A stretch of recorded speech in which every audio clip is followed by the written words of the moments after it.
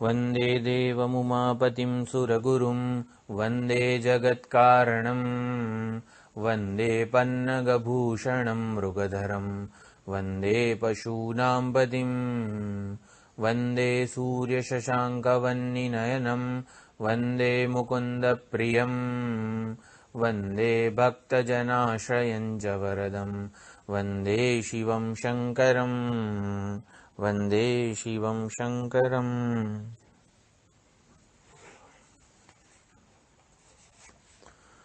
એકથી 4 મંત્રો 10મા અનુવાકના જોયા। 10મો અનુવાક આખો પ્રાર્થના રૂપે છે। રુદ્ર ભગવાનને પ્રાર્થના કરવામાં આવી છે, અનુકૂળ વ્યક્તિ વસ્તુ પરિસ્થિતિ પ્રદાન કરો અને પ્રતિકૂળ જે વ્યક્તિ વસ્તુ પરિસ્થિતિ છે, દુરિત છે, પાપ છે, એને અમારાથી દૂર રાખો, જેથી અમારી જ્ઞાન સાધના ઝડપથી થાય, આધ્યાત્મિક ઉન્નતિનો અવસર જે મળ્યો છે એને વધારે ને વધારે ઝડપથી અમે સિદ્ધ કરી શકીએ।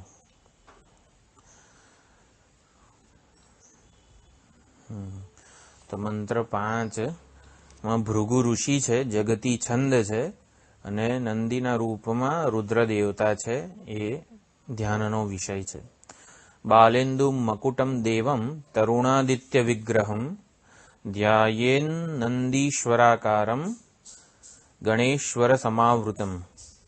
તો નંદીશ્વર ભગવાનનું હું ધ્યાન ધરું છું, જે અર્ધચંદ્રાકાર મુકુટ ધરાવે છે, ઉગતા સૂર્ય સમાન, ઉગતા કરોડો સૂર્ય સમાન તેજસ્વી છે અને જે ગણેશજી સહિત છે એવા નંદીશ્વર ભગવાનનું હું ધ્યાન ધરું છું। જેટલા અક્ષર છે મંત્રમાં, મંત્ર 5 એટલે માનો મહાંતમ ઉતમાનો અર્ભકમ એથી તનુવહ રુદ્ર રીરીશ, એ જે 5મો આખો મંત્ર છે એમાં જેટલા અક્ષર છે તેટલી લાખ વાર મંત્રોચ્ચાર કરવાથી પુરસ્ચરણ સિદ્ધિ થતી હોય છે। જે તે મંત્રનું આવી રીતે આ 5000 વાર ઉપવાસ અનુષ્ઠાન સાથે ઉચ્ચારણ કરીએ તો માનસિક શાંતિ મળે આપણને। તો માનો મહાંતમ ઉતમાનો અર્ભકમ માન ઉક્ષંતમ ઉતમાન ઉક્ષિતમ માનઃ અવધીઃ પિતરમ મા ઉત માતરમ પ્રિયા માનઃ તનુવઃ રુદ્ર રીરીશ। આખો આનો સંધિ વિચ્છેદ છે। એટલે હે રુદ્ર ભગવાન, અમારા વડીલોને હાનિ ન પહોંચાડો, અમારા પુત્ર, યુવાન, સ્વજનો, ગર્ભસ્થ બાળકો જે છે એમને હાનિ ન પહોંચાડો, એમને કોઈને પણ અમારા પાપ કર્મનું પણ ફળ ન મળે, અમારા પ્રિય પિતા, માતા અને અમારા શરીરોને હાનિ ન પહોંચે। એટલે મા રીરીશ જે સૌથી છેલ્લું છે, રીરીશ એ ક્રિયાપદ છે। મા રીરીશ એટલે રોગાદિભિઃ મા હિંસીઃ નહ અસ્માકમ સંબંધિનમ, નહ એટલે અમને અમારા સંબંધીઓને જે કંઈ પણ છે એને રોગ, વ્યાધિ કે પ્રતિકૂળ પરિસ્થિતિ વગેરે વડે એમની હિંસા ન કરો, એમને ઈજા ન પહોંચાડો। કોને કોને? તો મહાંતમ, તો મહાંતમ એટલે જે વડીલો છે એમને। પછી અર્ભકમ, અર્ભકમ એટલે બાળક, કોનો? રીરીશ નહીં, રીરીશ એવી રીતે બોલવાનું। હા, રી દીર્ઘઈ છે પહેલો, પછી બીજો રસ્વઈ છે, રીરીશ એટલે રોગાદિભિઃ મા હિંસીઃ, રોગ, આદિ, વ્યાધિ, ઉપાધિ વડે ઈજા ન પહોંચાડો, હિંસા ન કરો। તો મહાંતમ એટલે અમારા જે વડીલો છે એ, અર્ભકમ એટલે બાળકોને, ઉક્ષંતમ એટલે સેચન સમર્થમ પુત્રમ એટલે યુવાન, યુવાન જે અમારા પુત્રો છે જે આ સમાજને નેતા સમાન એટલે કે કંઈક પ્રદાન કરવામાં સમર્થ છે, સામર્થ્યવાન ધરાવે છે એવા, ઉક્ષંતમ એટલે એવા યુવાન પુત્રો, ઉક્ષિતમ, ઉક્ષિતમ એટલે ગર્ભસ્થ પુત્ર પુત્રી જે કંઈ પણ હોય બાળક, એને ઉક્ષિતમ કહેવાય। પછી એટલે આ 4નું પહેલી લીટીમાં કીધું। પછી માનઃ અવધીઃ પિતરમ, અમારા પિતૃઓને અવધીઃ એટલે કે એમનો વધ ન કરો, એમને હિંસા ન પહોંચાડો, અરે એમને ઈજા ન પહોંચાડો। એટલે પછી માતરમ, અમારા માતા પિતાને, એટલે પિતરમ માતરમ બંનેને। પછી પ્રિયા તનુવહ, અમારા પ્રિય આ શરીર છે, અમારું પોતાનું જે આ શરીર છે એમને પણ હાનિ ન પહોંચાડો। રુદ્ર સંબોધન છે. તનુવહ એટલે અમારા પ્રિય શરીરો જે છે એમને. તો પ્રાર્થના છે અહીંયા સુખ વડે અનુગૃહિત કરો અને દુઃખ કે દુઃખદ પરિસ્થિતિને દૂર રાખો. વડીલોની રક્ષા કરો, વડીલોને, બાળકોને બધાની રક્ષા કરો અને ભય કે દુઃખના કારણથી દૂર રાખો એમને. એટલે સુખેથી જીવન જીવી શકે એટલે ભગવાન એમના ઉપર દયા કે અનુગ્રહ વરસાવે એવી પ્રાર્થના છે. પછી ઉક્ષિતમ જે છે એટલે આપણે યુવાન પુત્ર વગેરે કર્યું અર્થ, એટલે અમારા કુળ ગોત્રની પરંપરા જે આગળ ધપાવવાના છે, અમારી વૈદિક સંસ્કૃતિનો વારસો જે ટકાવી રાખવાના છે, એવા સન્માર્ગે સદવૃત્તિ ધારણ કરીને જે બધા પુત્ર પુત્રીઓ છે, યુવાન દીકરા દીકરીઓ, એમને સાચવી લો, એમના ગર્ભનું રક્ષણ કરો. એટલે આવી રીતે મારા સ્વજનો અને સમાજમાં જે કંઈ પણ છે મારા સ્વજનો, એમને પણ અનુકૂળ પરિસ્થિતિ, વ્યક્તિ વસ્તુ પરિસ્થિતિ પ્રદાન થાય. એટલે કેવું, પોતાના માટે પણ આ ઈષ્ટની પ્રાર્થના છે અને આવી રીતે સમાજ માટે, જેમ નચિકેતાએ પણ 3 વરદાન માગ્યા હતા, એમાંથી એક વરદાન સમષ્ટિના હિત માટે માગેલું, કે જે અગ્નિ વિદ્યા કે જે સીધું સ્વર્ગનું, નાચિકેત અગ્નિ વડે જે ઉપાસના હતી અગ્નિ વિદ્યાની, એ સમાજના હિત માટે હતી, કે સ્વર્ગ માટે, સ્વર્ગની પ્રાપ્તિ માટે લોકો કેવા કેવા મોટા મોટા કર્મો કરી રહ્યા છે. તો એમાંથી એટલે એ સમષ્ટિના હિત માટે, કે જે બધા ઉપાસકો છે એમના હિત માટે નચિકેતાએ વરદાન માગેલું. તો સમષ્ટિના કુટુંબના હિત માટે એક વરદાન નચિકેતાએ વાપર્યું. તેમ આ મંત્ર, આખો જે 5મો મંત્ર કહેવાય, રૂક કહેવાય, રુચા કહેવાય, એ કુટુંબના સમષ્ટિના કલ્યાણ માટે, ક્ષેમ કુશળ માટેની પ્રાર્થના છે. આમાં વારંવાર મા શબ્દ આવે છે. માનો મહાંતમુત માનો મા, એટલે કોઈ પણ પ્રકારે ભૂલની સંભાવના પણ ન રહે.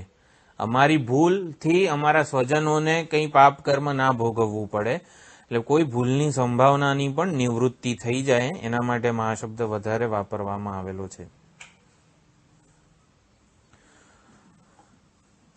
તો આનો આધ્યાત્મિક અર્થ એટલે પ્રત્યેગાત્મ ચૈતન્ય જે છે એનું અવિદ્યા કલ્પિત, અવિદ્યા દોષ સાથેનું આધ્યાત્મિક તાદાત્મ્ય જ આત્મતત્વનું તિરોધાન કે હિંસા છે.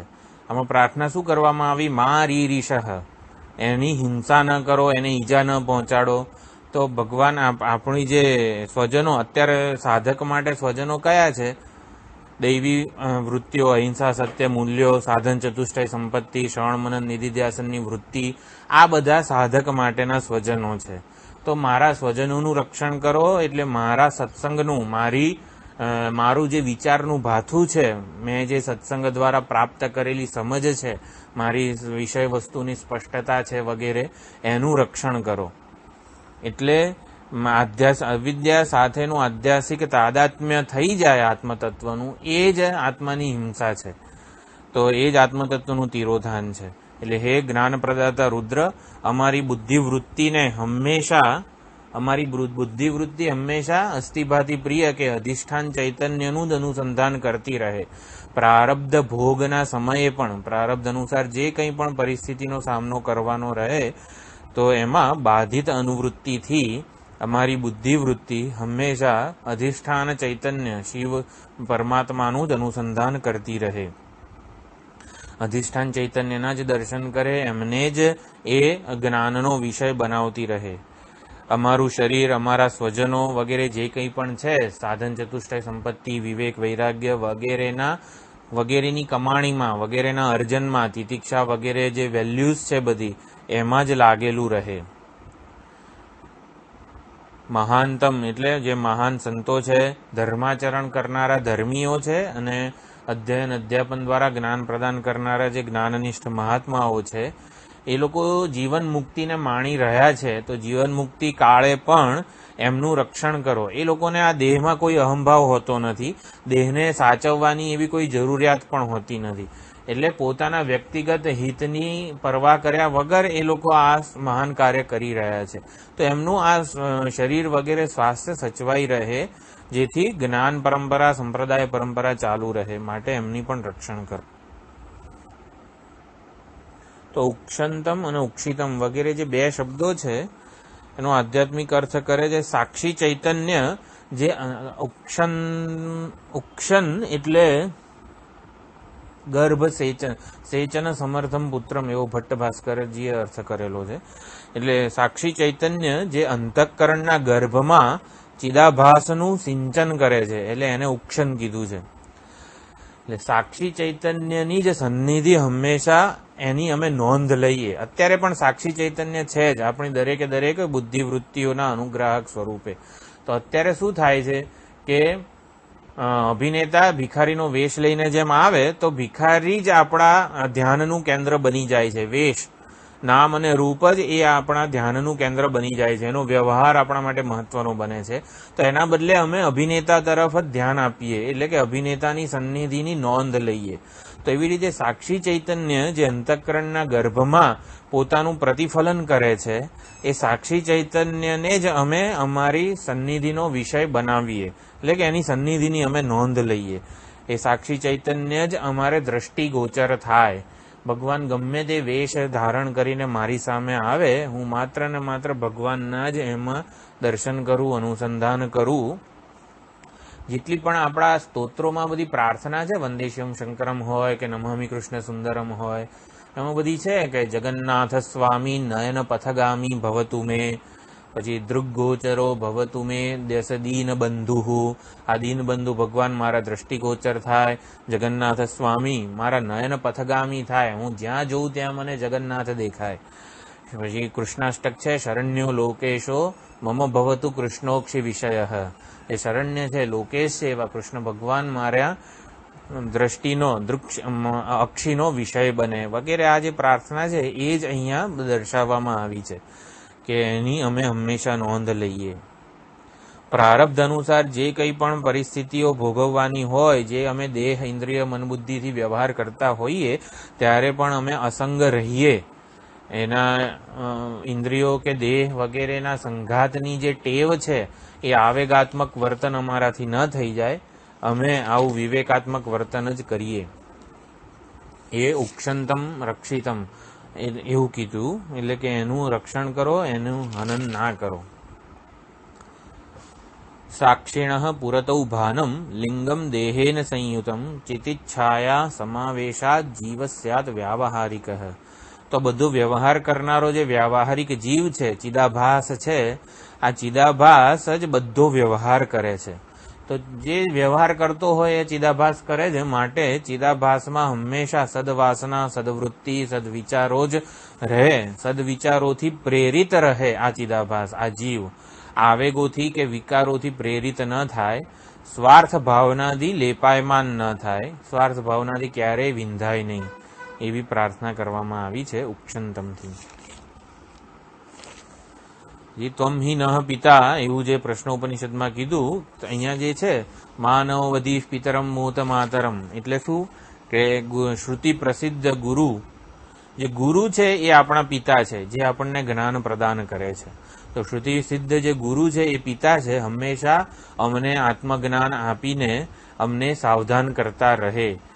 અમે અમારાથી કોઈ આવેગાત્મક વર્તન થઈ જાય કે ગમે તે, તો એને ભૂલ સુધારી અને અમે આત્મજ્ઞાન આપતા રહે અને સાવધાન કરતા રહે.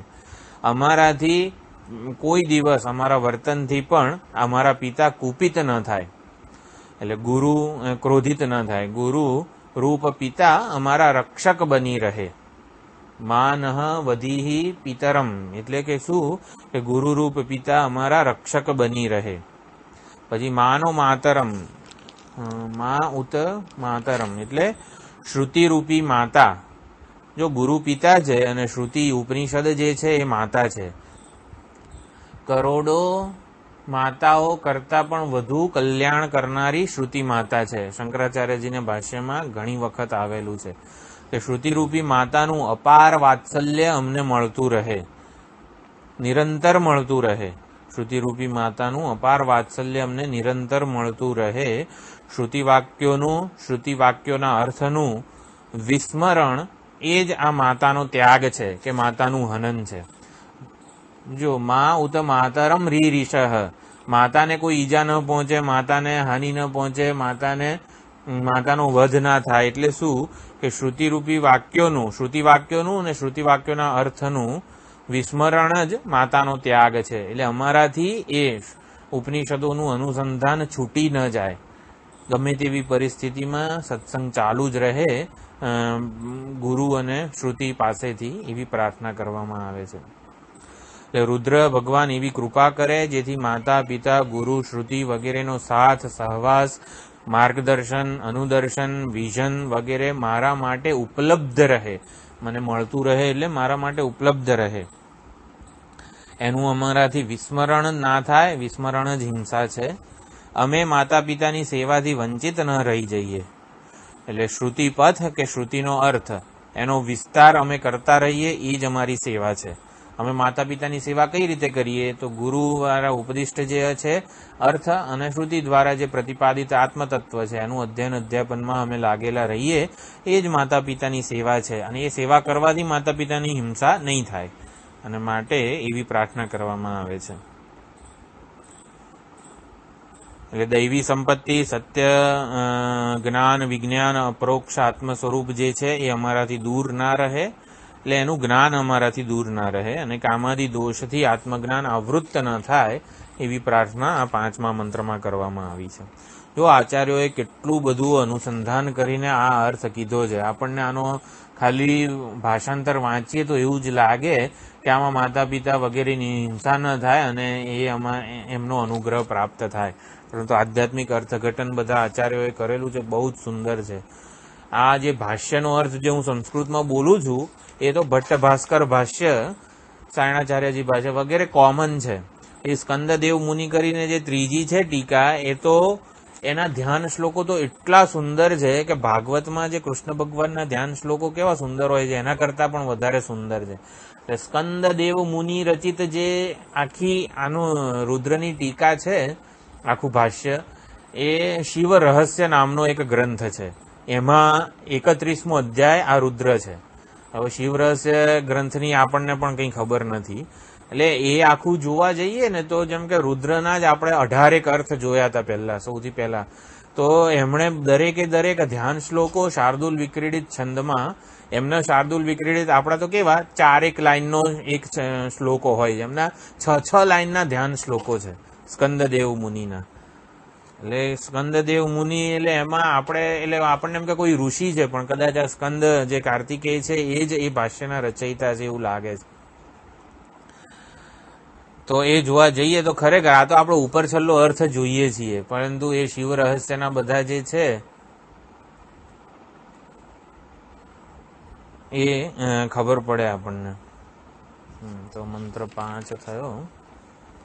પછી મંત્ર 6માં ભગવાન ઋષિ છે, જગતી છંદ છે, ભગવાન દેવતા છે. ધ્યાન શ્લોક: દધાનમેકાદશધા વિભજ્ય દેહમ વિશુદ્ધ સ્ફટિક પ્રકાશમ તેજોમયમ શૂલિનમિન્દુ મૌલિમ વિચિંતયેદત્ર સદૈવ રુદ્રમ. તો 11 પ્રકારે વિભજિત દેહ ધારણ કરનારા, એટલે રુદ્રએ જ પોતાને 11 અંશમાં આ શરીરમાં વિભાજિત કરેલા છે. 5 ઇન્દ્રિય, 5 કર્મેન્દ્રિય, 5 જ્ઞાનેન્દ્રિય અને મન, એવી રીતે એવા રુદ્ર ભગવાનનું હું ધ્યાન ધરું છું, જે વિશુદ્ધ પવિત્ર સ્ફટિકની જેમ શોભી રહ્યા છે. વિશુદ્ધ સ્ફટિક પ્રકાશમ, વિશુદ્ધ સ્ફટિક, પવિત્ર સ્ફટિક જેમ હોય, અસંગ ચિદ્રૂપ જ્યોતિ સ્વરૂપ હોય, એવી રીતે જે મારા અંતઃકરણમાં શોભી રહ્યા છે એવા ભગવાનનું ધ્યાન ધરું છું, જે તેજોમયમ ચૈતન્યાત્મ જ્યોતિ સ્વરૂપ છે.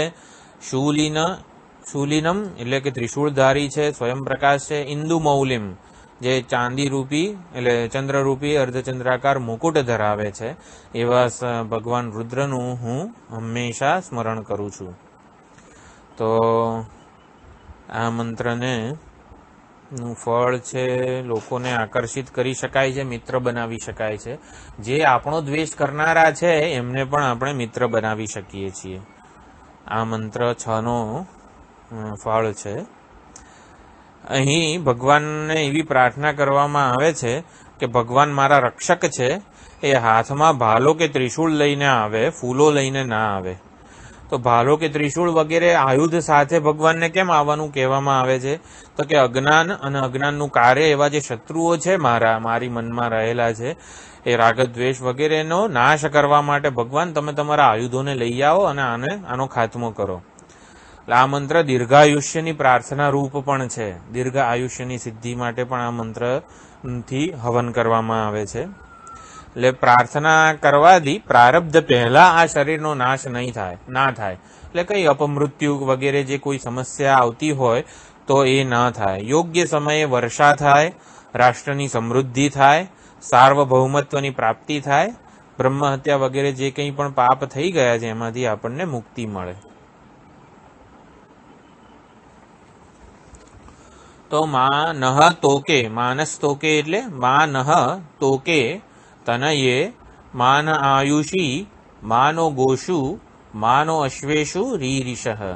રીરિષ એ જ છે. પછી વિરાટ માનો રુદ્ર ભામિત અવધિ હવિષ્મંત નમસા વિધેમતે.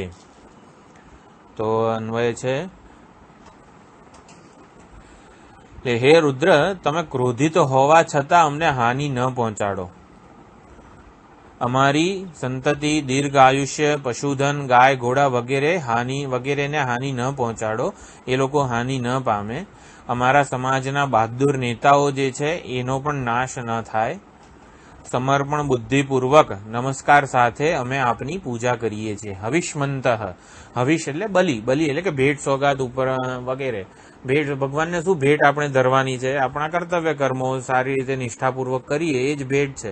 તો હાથમાં કંઈક આપણે ભેટ લઈને જઈએ ભગવાન પાસે મંદિરમાં, એવી રીતે હવિષ્મંત એટલે વયમ હવિષ્મંત એટલે અમારું વિશેષણ છે કે અમે આવી રીતે અનેક ભેટ સોગાદો લઈને આપને નમસા વિધેમતે આપને નમસ્કાર સમર્પિત કરીએ છીએ. સમર્પણ બુદ્ધિપૂર્વક નમસ્કાર સાથે આપની પૂજા કરીએ છીએ, અનેક વસ્તુઓ પ્રદાન કરીએ છીએ, એટલે કે અમે સેવા કરીએ છીએ. તો ભામિત જે છે એટલે વિહિત અકરણેન જાત ક્રોધ. ભામિત રુદ્રનું સંબોધન છે. એટલે અમારાથી વિહિત અકરણ જે કરવાનું હતું નિત્ય નૈમિત્તિક કર્મ એ ના થયું અને એટલે ભગવાન ગુસ્સે થયા છે, ક્રોધિત થયા છે કે જે કર્તવ્ય કર્મ તારા રોલ પ્રમાણે, તારી સ્ક્રિપ્ટ પ્રમાણે હતું અને તે ના કર્યું ને એટલે ભગવાન ગુસ્સે થયા છે. અને એ વિહિત અકરણમાંથી જન્મેલા પાપની નિવૃત્તિ માટે ભગવાન આવી રહ્યા છે. તો કે એટલે અપત્ય માત્રે તનયે, જે પોતાના પુત્ર વગેરે જે હોય એમને. મા રીરિષ એટલે હિંસા મા કૃતાહા એટલે હિંસા ન કરો. પછી વીરાન એટલે ભૃત્યાન, અમારા જે વીર ભૃત્ય એટલે કે સેવકો છે એમની પણ હિંસા ન કરો. આયુષી ગોષુ અશ્વેશુ મા રીરિષ, અમારા આયુષ્યનું, અમારા ગોધન પશુધન વગેરે જે છે એની પણ હિંસા ન કરો. હવિષ્મંત એટલે ચરુ પુરોડાશાદિકમ ભક્તિ ઉપહાર રૂપમ હવિ. તો ચરુ પુરોડાશ વગેરે જે કંઈ પણ ભગવાનને સમર્પિત કરવાની વસ્તુ છે, ભેટ સોગાદ છે, નૈવેદ્ય છે, આ બધું અમારા હાથમાં લઈને અમે નમસા વિધેમતે નમસ્કારેણ પરિચરેમ સેવેમ, નમસ્કાર પૂર્વક અમે આપની પરિચર્યા સેવા કરીએ છીએ. એટલે પોતાના માતા પિતાપણું, પોતે માતા પિતા છે અને સંતાનો માટે જે પ્રાર્થના કરે રુદ્ર ભગવાનની, એવી રીતે પોતાનું માતા પિતાપણું સાથેના તાદાત્મ્યથી પ્રેરાઈને આ પ્રાર્થના કરવામાં આવે છે કે હું માતા પિતા છું એટલે મારા સંતાનોનું રક્ષણ કરો. એટલે અમારાથી કંઈક વિહિત અકરણ રહી ગયું હોય, એટલે કે કર્તવ્ય કર્મ પાલન કરવાનું રહી ગયું હોય તો અમારા પ્રત્યવાય પાપનું ફળ અમારા સંતાનોને ન મળે ને એવી નમ્ર પ્રાર્થના કરવામાં આવી છે. નિત્ય નૈમિત્તિક કર્તવ્ય પાલન જે રહી ગયું હોય, જે પાપ લાગે એનું ફળ સંતાનોને ન મળે. અમારા આયુષ્યને, અમારા પુત્રધન, પશુધન વગેરે કોઈને પણ આધિભૌતિક આધિદૈવિક કોઈ સમસ્યા ન નડે. પુત્ર પશુઓને પણ કોઈ બીમારી ન નડે. અમારા સમાજના વીર નેતાઓને પણ હાનિ ન પહોંચે. હાથમાં બલિ હવી લઈને અમે નમસ્કારપૂર્વક આપની આરાધના કરીએ છીએ, સ્તુતિ સેવા પરિચર્યા કરીએ છીએ, આ બધું અર્પણ કરીએ છીએ. પ્રાયશ્ચિત્ત રૂપે અમે તો આપણે એટલે નિત્ય નૈમિતિક કંઈક કર્તવ્ય પાલન રહી ગયું છે ને એટલે ભગવાન ક્રોધિત થઈને આપણી સામે આવી રહ્યા છે. ત્યારે આપણે શું કરીએ છીએ તો પ્રાયશ્ચિત્ત રૂપી ભક્તિ ઉપહાર લઈને નમ્ર ભાવે પ્રાર્થના કરીએ છીએ અમે લોકો. તો પ્રાયશ્ચિત્ત શું છે? કોઈ પણ આપણું પ્રાયશ્ચિત્ત હોય એનું મંત્રહીનમ ક્રિયાહીનમ વગેરે જે આપણે છેલ્લે પ્રાયશ્ચિતના શ્લોકો બોલીએ છીએ ત્યારે શું કહે? શ્રી કૃષ્ણ શ્રી કૃષ્ણ શ્રી કૃષ્ણ, હરિનામ સંકીર્તન, શિવ સ્મૃતિ, હરિનામ સંકીર્તન અથવા તો સમષ્ટિ જીવોની સેવા. આ ત્રણેય આ પ્રાયશ્ચિત્ત રૂપ છે. પ્રાર્થના પણ પ્રાયશ્ચિત્ત રૂપ છે. તો આ બધું પ્રાયશ્ચિત્ત રૂપી કર્મોથી અમે નમસ્કાર કરીએ છીએ આપને, અને માટે એને આપ ગ્રહણ કરો અને શાંત થાઓ. શિવજીનું દેવીને કથન છે, પાર્વતીજીને, સ્વલ્પમ વા પરિપૂર્ણસ્ય મમ કિમ ક્રિયતે નરૈહિ કિંતુ સર્વાત્મના દેવી મયા ભાવો હિ ગૃહ્યતે. એટલે પરિપૂર્ણ એવા મને કોઈ પરિચ્છિન્ન ઉપહારથી આપણે ભગવાનને એક લાડુ ધરાવીએ તો પરિપૂર્ણ છે ભગવાન, સ્વયં પોતાના આત્મ સ્વરૂપમાં સ્થિત છે, એટલે એક લાડુથી અમને કંઈ ખુશ કરી શકીએ. દયાનંદજી મહારાજ કહે છે વી કેનોટ ફ્લેટર ભગવાન.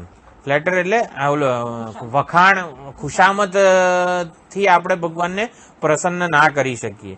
કેમ? કારણ કે ખુશામત થી પ્રસન્ન થાય ને તો મારા કાકામાં અને ભગવાનમાં શું ફરક, કે what is difference between my uncle and ઈશ્વર. એટલે ખુશામત થી પ્રસન્ન થાય એવો ભગવાન નથી, તો પછી શું કરવા આપણે આટલી બધી સ્તુતિ નમસ્કાર કરવાના છે?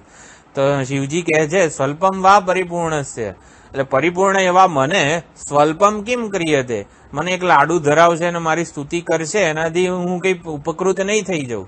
એટલે પરિપૂર્ણ એવા મને કોઈ પરિચ્છિન્ન ઉપહારથી ઉપકૃત નહીં કરી શકે, પરંતુ હું સર્વ પ્રકારે એ ભક્તનો જે ભાવ છે, લાડુ ધરવા પાછળનો એનો જે ભાવ છે ને એ ગ્રહણ કરું છું. લાડુ નહીં, લાડુ પાછળનો જે ભાવ છે એ ગ્રહણ કરું છું. એટલે ભગવાન આવા હવિષ્મંત નમસા વિધેમાં અમે પણ ભગવાનને આવી રીતે સમર્પણ બુદ્ધિથી નમસ્કાર પૂર્વક પરિચર્યા સેવા કરીએ છીએ. માટે ભગવાન તમે ભલે ક્રોધિત થઈને હાથમાં ભાલો ને ત્રિશૂળ લઈને આવો, પણ અમારું રક્ષણ કરો. તો આનો આધ્યાત્મિક અર્થ જો અહીંયા ઓલું પુત્રધન, પશુધન, ગો, અશ્વ વગેરેની જે પ્રાર્થના કરવામાં આવી તો કે તનયે આયુષી ગોશુ અને અશ્વેશુ, આટલું જે કીધું છે એટલે શું? તો કે ગુરુ કૃપાથી બાળકની ઉત્પત્તિ થાય છે. કયા બાળકની? ગુરુ કૃપાથી શું જન્મે છે? આત્મજ્ઞાન જન્મે છે. તો ગુરુ કૃપાથી જન્મનારા આ આત્મજ્ઞાન રૂપી બાળકની રક્ષા કરો. પછી ગૌ એટલે ગાય એટલે કોણ છે? તો ઇન્દ્રિયો.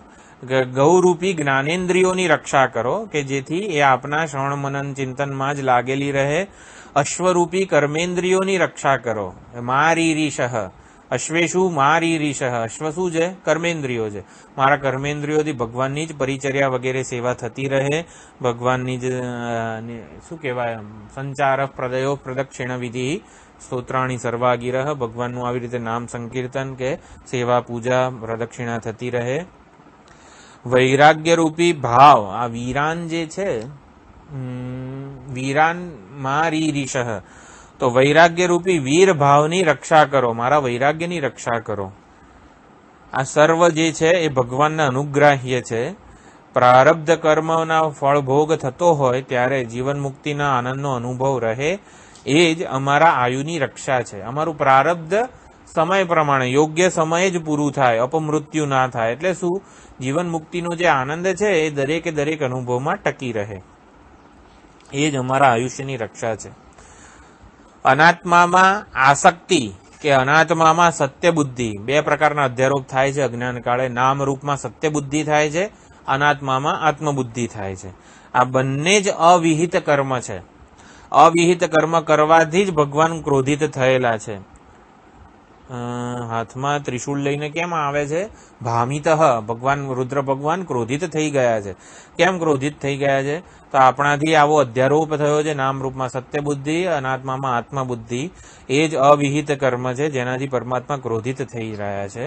તો એવા પરમાત્માને કંઈક આપણે નમસ્કાર હવિષ્મંત નમસા વિધેમાં, તો આવા ક્રોધિત ભગવાનને આવું અર્પણ કરીશું, હવિષ્મંત નમસા વિધેમ, એનાથી ખુશ એટલે પ્રસન્ન થશે અથવા તો આપણા માટે શાંત સ્વરૂપ અઘોર સ્વરૂપ બની જશે. તો ભેટ શું આપવાની છે ભગવાનને? આ આધ્યાત્મિક અર્થઘટન છે. તો ભેટ શું આપીએ? તો અહંકાર રૂપી બલિ આપીએ છીએ, ભેટ આપીએ છીએ. કે અહંકાર સમર્પિત કરવો એટલે શું? કે મારા દ્વારા આ ઉપાધિ દ્વારા જે કંઈ પણ થઈ રહ્યું છે, જે કંઈ પણ થયું હતું, જે કંઈ પણ થશે, એ ભગવાન તમે જ એના કરતા છો. ત્વમેવ કર્મ ત્વમેવ ફલભૂક, આપ જ કરતા છો અને આપ જ એના ફળ ભોગવનારા છો. તો આપણે શું કરવાનું? આપણે તો નિમિત્ત માત્ર બની રહેવાનું છે. તો અહંકારની ભેટ આપવાની છે, અહંકારને જ સમર્પિત કરવાનો છે. ધ્યાન કાળે પ્રત્યેગાત્મા અને પરમાત્માના અભેદનું ચિંતન એ જ અમારા વ્યવહાર કાળે થતી ભૂલોનું પ્રાયશ્ચિત્ત છે. પ્રાયશ્ચિત્ત શું કરવાનું? એક તો ભગવાનને હવિષ્મંત નમસા વિધેમ કરવાનું છે, એટલે કંઈક સમર્પિત કરવાનું છે નમસ્કારપૂર્વક, ભક્તિપૂર્વક. અને પ્રાયશ્ચિત્ત શું કરવાનું છે? પ્રાર્થના કરવાની છે અને અનુસંધાન કરવાનું છે. તો પ્રત્યેગાત્માનું અદ્વિતીય, બ્રહ્મનું અપરોક્ષત્વ વગેરે જે આપણે ઈશાવાસ્યમાં જોયું હતું, એ જ વ્યવહાર કાળે થતી ભૂલોનું પ્રાયશ્ચિત્ત છે. એટલે અમારી ભૂલો આપને ક્રોધિત ન કરે, કારણ કે અમે આપની સેવા કરીએ છીએ અને આવી રીતે પ્રાયશ્ચિત્ત પણ કરી રહ્યા છીએ. નમસ્કાર રૂપી અહંકારનો ત્યાગ એ જ અમારી પરિચર્યા છે.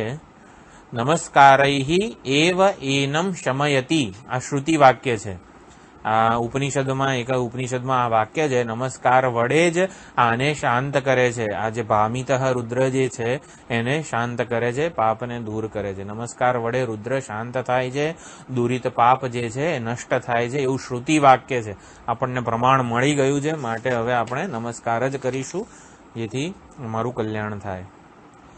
મંત્ર 7 છે, એમાં અત્રિ ઋષિ છે, ત્રિષ્ટુપ છંદ છે, શંભુ દેવતા છે. અને ધ્યાન શ્લોક: કુર્વાણમ સન્નિધૌ દેવ્યામ દેવમાનંદ તાંડવમ હુતાશનધરમ ધ્યાયેત તપ્ત કાંચન સન્નિભમ.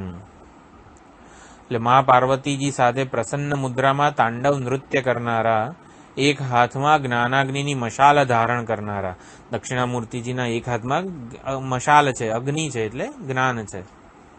તપેલા સુવર્ણ સમાન તેજસ્વી, તપેલું સુવર્ણ કેવું તેજસ્વી હોય, ચળકતું હોય, અત્યંત જ્યોતિ સ્વરૂપ હોય, એવા રુદ્રનું હું ધ્યાન ધરું છું. તો આવા મંત્રના ધ્યાન શ્લોકના અનુષ્ઠાનથી, મંત્ર 7ના અનુષ્ઠાનથી સફળતા અને દીર્ઘ આયુષ્ય મળે છે, મંત્ર સિદ્ધિ મળે. જો ઉપવાસપૂર્વક 3 દિવસ આ મંત્રનું સતત ઉચ્ચારણ કરીએ તો, અને 3 રાત દરમિયાન પણ ચાલુ જ રહે તો આરાત એ ક્રિયાપદ છે. પછી તે આરાત તે ગોઘ્ન તો પુરુષ અગ્નિ જે છે, એટલે આરાત ક્રિયાપદ છે. આરાત એટલે સમીપે અસ્તુ.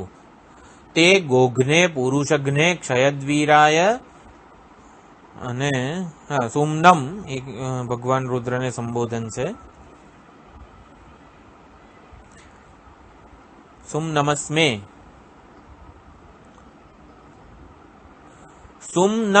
સુમનમ એ ભગવાનનું નામ, અને પછી અસ્મે, અસ્મે એટલે અસ્મય. સુમનમ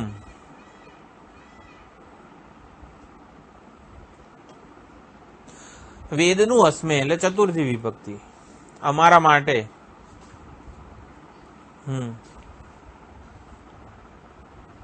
અમારા માટે કે અમારા નહ જે હોય છે એવું જ અર્થ છે. તો સંહારક મૂર્તિ રુદ્ર હે ભગવાન, જે ગાય, મનુષ્ય, પુત્ર, પૌત્ર, યોદ્ધાઓનો નાશ કરનાર છે, તે મંગળ અનુગ્રાહક રૂપવાળા બને, કલ્યાણ રૂપવાળા બને, અને કલ્યાણ રૂપ થઈને, અઘોર રૂપ થઈને જ અમારી સાથે રહે, અમારો પક્ષપાત કરે, અમારું રક્ષણ કરે, દુન્યવી સુખ અને શ્રેય સુખ બંને પ્રદાન કરે, અને અભ્યુદય નિશ્રેયસ બંને સમૃદ્ધિ અમને આપે, એવી પ્રાર્થના છે અહીંયા. એટલે હે દેવ, એ બીજી લીટીમાં દેવ સંબોધન છે. હે દેવ ગોઘ્ને પુરુષઘ્ને, આ સંબોધન છે બધા. સકલ પ્રાણી સંહારીણે, પછી ક્ષયદ એટલે આ ચતુર્થી વિભક્તિ. ક્ષયદ્વીરાય, ગોઘ્ને, પુરુષઘ્ને વગેરે. ક્ષયદ્વીરાય નો અર્થ આપણે આધ્યાત્મિક અર્થ કર્યો તો આપણા આંતરિક શત્રુઓને નાશ કરનારા. આંતરિક શત્રુઓ જેમની સામે નાશ પામી જાય છે એને ક્ષયદ વીર કીધું છે. તો એવા ક્ષયદ વીરાય વીરાહ ક્ષયમ ગચ્છન્તિ તસ્મૈ નમઃ. પછી સુમનમ. સુમનમ એ ભગવાનનું આવી રીતે અઘોર રૂપ છે, શિવ રૂપ છે. અઘોર રૂપમ શિવ રૂપમ તદ રૂપમ અસ્મૈ અસ્તુ આરાત સમીપે અસ્તુ. ભગવાનનું સુમનમ રૂપ છે એ આરાત અસ્તુ. આરાત એટલે સમીપે અસ્તુ. આરાત ક્રિયાપદ છે એટલે અમારી સમીપ સુમનમ અસ્તુ. અસ્મે અસ્મે એટલે અમારી, અમારી અમારા માટે. તો અમારા માટે અઘોર શિવરૂપ જે છે એ જ અમારા સમીપ રહો. ઘોરમ તું દૂરત એ વસ્તુ. ભગવાનનું ઘોર રૂપ છે. ઘોર એટલે રુદ્ર ભગવાન કે જે પાપનું ફળ આપવા માટે તત્પર હોય છે. એવું ઘોર રૂપ છે એ દૂર જ રહે અમારાથી. ભગવાનને પ્રાર્થના કરવામાં આવે છે પ્રસન્ન રૂપેણ સન્નિહિતો ભવ. પ્રસન્ન રૂપથી સન્નિહિત થાઓ. સર્વસ્માદ દુરિતાત અસમાન પરિપાલય રક્ષય. તમામ દુરિતથી પાપથી અમારું રક્ષણ કરો, અમારું પાલન કરો. પછી રક્ષાચનો અધિચ દેવ બ્રૂહ્યથા એવો શબ્દ જે છે એટલે અધિ અને બ્રૂહી. ભાઈ બ્રૂહ્યથા જે છે એમાં બ્રૂહી અથા એવું છે. અથા એ વૈદિક છે. આમ તો અથ પણ એને આ એવો વૈદિક લાયસન્સ લાગે છે એટલે અથા શબ્દ બને. એટલે અધિ અને બ્રૂહી એટલે અધિબ્રૂહી એક ક્રિયાપદ છે. તો અધિબ્રૂહી પણ બહુ જ મહત્વનું છે ભક્ત માટે. એમાં આપણે પહેલા અનુવાકમાં અધ્યવોચદ કીધું હતું કે મારો પક્ષપાત કરે, એવી રીતે અધિબ્રૂહી એટલે પક્ષપાત વચનમ કુરુ. જો આપણને પાપ કર્મનું ફળ આપવા માટે કોઈ ઇન્દ્ર યમ વગેરે દેવતાઓ પ્રવૃત્ત થયા હોય તો એ વખતે રુદ્ર જે છે ને એ અધિબ્રૂહી થાય એટલે કે અધિવચન કરે.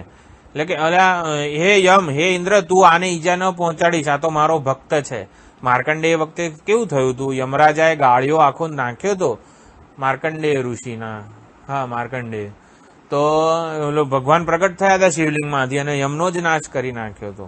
એટલે ભગવાન અધિબ્રૂહી, ભગવાનને કહેવામાં આવે છે પક્ષપાત વચનમ ગુરુ, કે અમારો કોઈ નિગ્રહ કરે ને ત્યારે ભગવાન તમે અમારું રક્ષણ કરજો. એટલે કે આમ મારો ભક્ત છે ને એવું બોલજો તમે. હે દ્વિબરહા. દ્વિબરહા એટલે દ્વિબરહા જે છે સંબોધન દ્વયોહો મોક્ષ સુખયોહો બર્હિત વર્ધક. આ બર્હ ધાતુ વૃદ્ધિના અર્થમાં છે. એટલે બંને પ્રકારનું સુખ અમને આપો. નહ અસ્માકમ શર્મ મોક્ષ સુખમ પ્રયચ્છ. તો આરાત એટલે સાક્ષાત કે પરંપરાએ સમીપ એટલે ભગવાનનું શિવ મંગળ સ્વરૂપ અનુગ્રાહક સ્વરૂપ અમારી નજીક રહે અને કલ્યાણ કરે. આરાતમાં બંને અર્થ લેવાના છે. મંગળ શિવ શુભ સ્વરૂપ જે છે, અનુગ્રાહક સ્વરૂપ છે, એ અમારી નજીક રહે અને કલ્યાણ કરે. અને ભગવાનનું ઘોર રુદ્ર રૂપ જે છે ને એ દૂર રહે અને કલ્યાણ કરે. ઘણા ઓલા કેવું કે તોફાની બારકસ છોકરાઓ હોય, બધું ધાંધલ ધમાલ કરતા હોય ઘરમાં, તો કે હારો સ્કૂલે જાય તો સારું, 6 કલાકની શાંતિ. એટલે ઓલો દૂર રહે અને કલ્યાણ કરે. તો એવી રીતે આ બધું લોકડાઉનમાં બધા છોકરાઓ સ્કૂલે ભણતા થયા ને એટલે તોફાન બહુ થઈ ગયા. એટલે સ્કૂલે જતા હતા ને તો 6 કલાક શાંતિ રહે. તો એવી રીતે ભગવાનનું પણ ઘોર કે રુદ્ર રૂપ છે એ દૂર રહે અને કલ્યાણ કરે. તો નમસ્કાર, સ્તુતિ, પૂજા, પ્રાર્થના કરવામાં આવે છે જેથી ઘોર રૂપ દૂર રહે અને કલ્યાણ થાય. તો ગોઘ્ન, પુરુષજ્ઞ, ક્ષયદ્વીર વગેરે બધા ઘોર રૂપ છે એને નમસ્કાર કરવામાં આવે છે જેથી એ અભિવ્યક્તિ દૂર રહે. પરમાત્માના ઘોર રૂપને નમસ્કાર. ગોઘ્ને નમઃ, પુરુષજ્ઞે નમઃ. પરમાત્માની ઘોર અભિવ્યક્તિને નમસ્કાર. તો ઘોર અભિવ્યક્તિને નમસ્કાર કરવાથી એ દૂર જતી રહે આપણાથી. તો ઘોર રૂપ કાળ છે, કર્મ ફળ પ્રદાતા રૂપ ઘોર રૂપ છે, તે શાંત થાય. ઘોર કેમ કીધું છે બધું? આ કાળ એ ઘોર રૂપ કેમ છે? કારણ કે બધાનું પ્રારબ્ધ પૂરું કરી નાખે છે, બધાને પોતાનામાં સમાવી લે છે. તો આવી રીતે સંહાર કરતા રૂપ છે એ ઘોર રૂપ છે, સ્થિતિ કરતા રૂપ છે, પાલન કરતા રૂપ છે એ આવી રીતે અઘોર રૂપ છે. તો સૌમ્ય રૂપનું આવાહન કરું છું, પ્રસન્નતાનું પણ આવાહન કરું છું, સ્થિતિકર્તાનું પાલક પોષક રક્ષક જે છે એનું આવાહન કરું છું. તો અધિબ્રૂહીનો અર્થ આપણે જોયો કે જે દેવો ભગવાનને કહે કે આ પાપીનું આણે તો વિહિત અકરણ કરેલું છે, એટલે કે કરવા યોગ્ય કંઈ કર્યું નથી, તમારી ભક્તિએ કરી નથી અને ન કરવાનું બધું કરેલું છે, તો આ પાપીનું તમે રક્ષણ કેમ કરો છો? તો તમારા વડે રક્ષણ ના કરવું જોઈએ એવું જો બીજા બધા દેવો કહે ને તો ભગવાન મારો એ વખતે ભગવાન મારા પક્ષમાં રહે, પક્ષપાત કરે અને નમે ભક્ત પ્રણશ્યતિ યોગક્ષેમમ વહામ્યહમ વગેરે જે પ્રતિજ્ઞા છે ને એ પ્રતિજ્ઞાપૂર્વક એ બધા દેવોને જવાબ આપે કે કેમ નમે ભક્ત પ્રણશ્યતિ એવું કેમ બોલે? તો કે એની પાસે એટલે ભક્તની પાસે પ્રાર્થના, નમસ્કાર, સ્તુતિ, સેવા વગેરે આશીર્વાદાત્મક ફળ છે ને માટે હું એનું રક્ષણ કરીશ એવું ભગવાન બોલે. અધિબ્રૂહી એટલે ભગવાન તમે આવું બોલજો અમારા પક્ષે એવું કહેવામાં આવે છે. અથા એટલે દીર્ઘત્વ વૈદિક પ્રયોગ છે, અથ વત્તા આ. પછી રક્ષા ચ શબ્દ છે જે છે એ મોક્ષ સુખનું વિધાન કરે છે, સ્વતંત્રતા કે મુક્તિનું. એટલે સુખ સમૃદ્ધિ અભ્યુદય પણ આપો કે જેથી જીવન વ્યવહાર માટે અમારું નિશ્ચિંત થઈને ભગવાનનું ભજન કરી શકીએ અને આવી રીતે મોક્ષ સુખ પણ પ્રદાન કરો.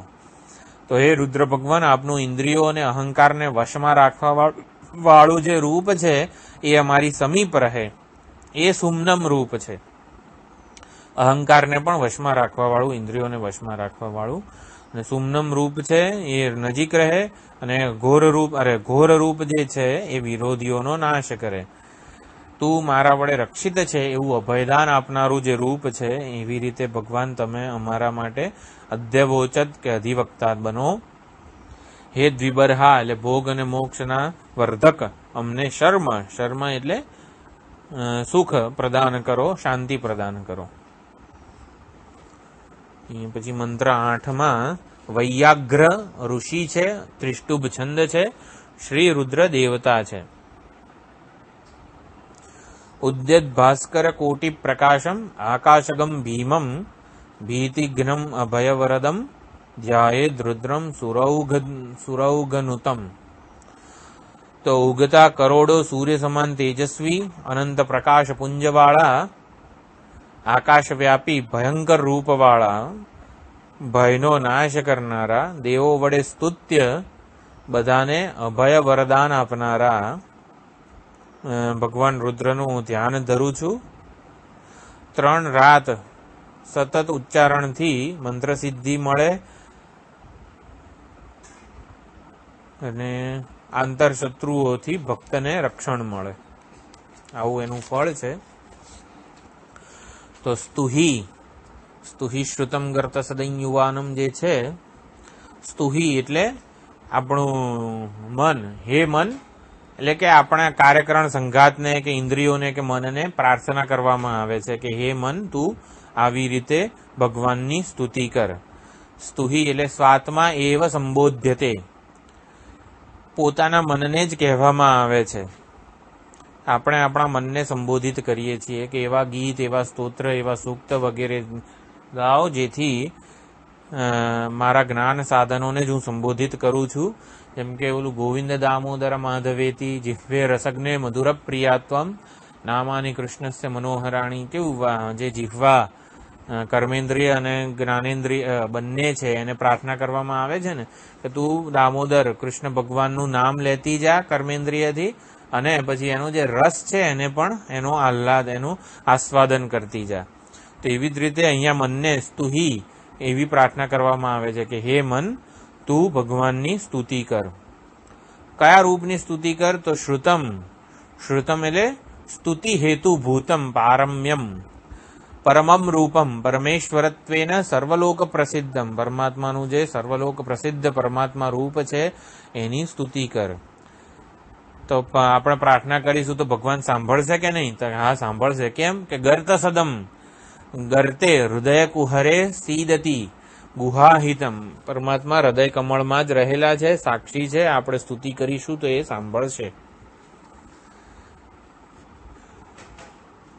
યુવાનમ યુવાનમ એટલે નિત્ય તારુણ્ય સુંદરમ દિવ્ય મંગળ વિગ્રહતયા અદ્ભુતત્વેન ભગવાનનું અત્યંત દિવ્ય મંગળ સ્વરૂપ છે, એવો વિગ્રહ છે, અદ્ભુત છે એવું યુવાન રૂપનું આવી રીતે સ્તુતિ કર. ઉપહંતુમ એટલે ઉપસંહર્તારમ પાપીનમ હંતા, તો ભગવાન જે પાપીને ઉપસંહાર કરનારું જે રૂપ છે એવા રૂપનું તું સ્તુતિ કર. ભીમમ મૃગન્ન ભીમમ ઉગ્રમ મૃગન્ન આ ન જે છે ને મૃગત શબ્દ છે અને પછી ન છે એટલે મૃગન્ન થયેલું છે. તો મૃગ એટલે સિંહ. તો ઉપમાનાર્થે એટલે વેદમાં કોઈની ઉપમા આપવી હોય તો વેદમાં ન શબ્દ વપરાય છે, એટલે જાણે કે સિંહ જેવા, તો મૃગન્ન એવી રીતે થયું છે. ઉપમાનના અર્થમાં ન છે એટલે મૃગતને એટલે સિંહને એટલે કે સિંહ જેવું રૂપ. જેમ નૃસિંહ ભગવાન જે છે એટલું ઉગ્ર રૂપ હતું કે એની તોલે કોઈ આવે એવું નહોતું. તો કેનાપી એવું ઉગ્ર રૂપ, સિંહ જેવું ઉગ્ર રૂપ ધરાવનારા. ઉગ્રમ કેનાપી અનભિભવનીયમ ઇનકોન્કરેબલ જે કહેવાય, કોઈના અજેય, કોઈના વડે એ પરાજિત ન થાય એવું ઉગ્ર રૂપ છે ભગવાનનું. તો એવા ઉગ્ર રૂપ વડે પણ મૃડ અમને સુખ પ્રદાન કરો. સ્તવાનઃ સ્તુયમાનઃ કેમ ભાઈ? તો કે અમે આપની સ્તુતિ કરીએ છીએ. જરિત્રે એટલે જરણશીલે શરીરે, અને સેના એટલે તમારી જે સેના છે એ અમારો નાશ ન કરે, અમારા વૈરીનો નાશ કરે. સેના નિવપંતુ એટલે નાશયંતુ, અને અસ્મત અન્યમ એટલે જે છે અન્યંતે અસ્મન નિવપંતુ સેનાહા, તો અન્યત તે અન્યત એટલે આપનો એટલે અસ્મત અન્યત અમારાથી જુદા, અમારા વિરોધી કોણ છે? વૈરી, પાપ વગેરે, એને નિવપંતુ નાશયંતુ એનો આપ નાશ કરો. તો હે મન, વેદમાં જેની સ્તુતિ પ્રગટ રૂપે સ્તુતિ થઈ છે તે ભગવાનની તું સ્તુતિ કર. નિત્ય યુવાન ભગવાન જે આપણા હૃદયમાં વિરાજમાન છે એની સ્તુતિ કર. નિષિદ્ધ કર્તાનો નાશ કરનારા ભયંકર રૂપવાળા અજેય ભગવાનની અમે સ્તુતિ કરીએ છીએ, ગાન કરીએ છીએ. અમને સુખ સમૃદ્ધિ બક્ષો. શરીર રૂપે અમે વૃદ્ધ થવાના જ છીએ. જો મૃડા જરિત્રે એટલે અમે શરીર રૂપે તો વૃદ્ધ થવાના જ છીએ, પરંતુ એવા વૃદ્ધ શરીરમાં પણ આપની જે દેવસેના છે, આપના જે રુદ્રગણો છે, દેવસેના છે, એ અમને આશીર્વાદ આપતા રહે કે જેથી આ શરીર સારું દીર્ઘ સ્વસ્થ આયુષ્ય ભોગવે અને આપનું ભજન કરતું રહે. તમારે સજા આપવી હોય ને તો બીજા જે પાપાચરણ કરનારા છે ને એ લોકોને સજા આપો, અમને ના આપો. અન્યંતે અસ્મન નિવપંતુ સેનાહા.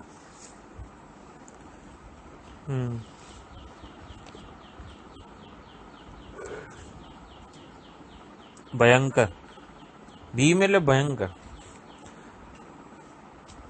આમ નૃસિંહ ભગવાનના બધા વિશેષણ, નૃસિંહ એટલે મૃગત, ભગવાનનું જે ઉપમાનાર્થે સિંહ રૂપ છે એ મૃગત છે, ભીમ છે. ઉપહંતુમ એટલે નાશયંતુમ પાપીનો ઉપસંહાર કરનારું ઉગ્ર રૂપ છે. એટલે નિષિદ્ધ કર્તાનો નાશ કરનારા ભયંકર રૂપવાળા ઉગ્ર એટલે અજેય ભગવાનની અમે સ્તુતિ કરીએ છીએ.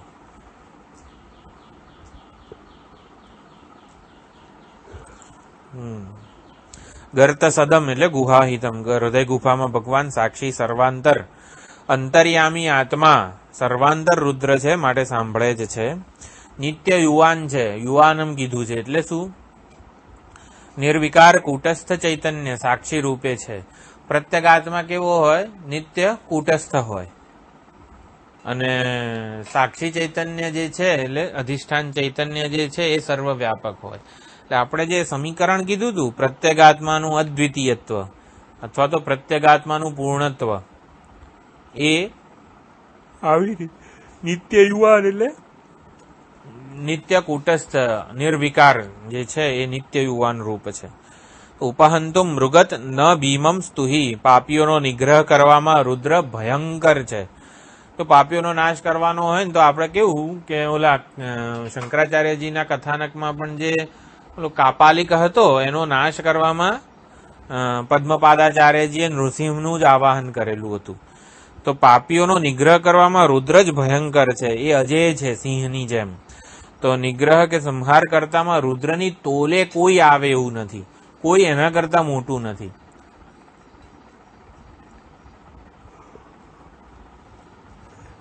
એટલે યમરાજાનો પણ નિગ્રહ કર્યો હતો ભગવાને માર્કંડેય ઋષિના કેસમાં. એટલે કાયદાને ખેદાન મેદાન કરી નાખે. પછી પોતાના ભક્તનું રક્ષણ કરવાનું હોય ને તો કાયદા વાયદાની સામે જુએ નહીં, કાયદાને પણ ખેદાન મેદાન કરી નાખે. ભક્ત માટે અભય બની જાય ભગવાન. હવે નૃસિંહ ભગવાન જેના માટે અભય બની ગયા હોય, પ્રહલાદ માટે કેવા અભય હતા. આ બ્રહ્માજી ને લક્ષ્મીજી બધાએ નજીક જવાની વિચાર પણ કરી શકતા નહોતા, પણ ભક્ત માટે અભય હતા. પ્રહલાદજીને તો ખોળામાં બેસાડ્યા, એના ઉપર અભયપ્રદ હાથ મૂક્યો હતો.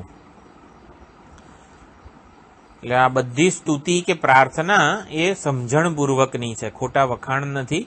વાસ્તવિકતાનું સ્મરણ છે, વાસ્તવિકતાનું અનુસંધાન છે કે ભગવાન ખરેખર આવા છે.